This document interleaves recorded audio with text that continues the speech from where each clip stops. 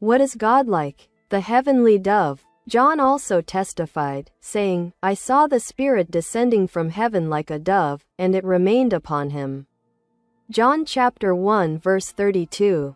Christ is our example in all things.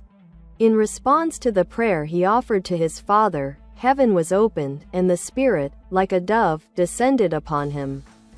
Through the Holy Spirit, God communicates with humanity and also dwells in the hearts of those who are faithful and obedient. Those who sincerely seek Him for wisdom to resist Satan will receive light and strength in the hour of temptation. We must overcome in the same way Christ triumphed.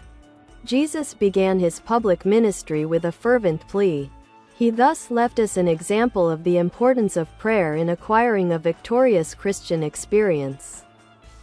His constant communion with the Father constitutes a model we would do well to imitate. He appreciated the privilege of prayer, and the work showed the results of his communion with God. Examining his life history, we discover that in every important circumstance, he sought a retreat in the woods or the solitude of the mountains. With the purpose of offering his earnest and persevering prayers to God, he frequently devoted entire nights to prayer before performing some mighty miracle. After a day's labor and before a night of communion, he compassionately dismissed his disciples so that they could return to their homes to rest, while he, with cries and tears, would intercede before God on behalf of mankind.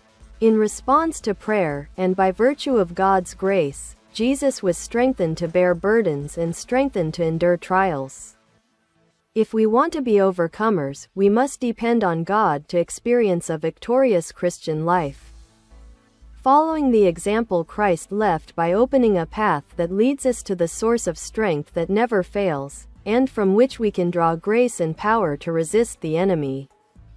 On the banks of the Jordan, Jesus prayed as a representative of humanity, and the opening of the heavens and the voice of approval assure us that God accepts humanity through the merits of Christ.